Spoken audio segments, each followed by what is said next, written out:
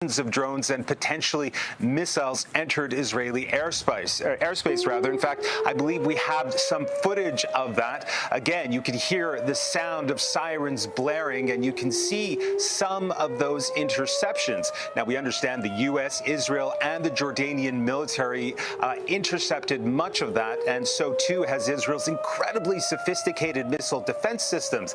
We also understand that Israel's war cabinet is meeting in Tel Aviv here at this very hour, and we're also hearing reports that there is at least one casualty. Again, reports that there is at least one casualty.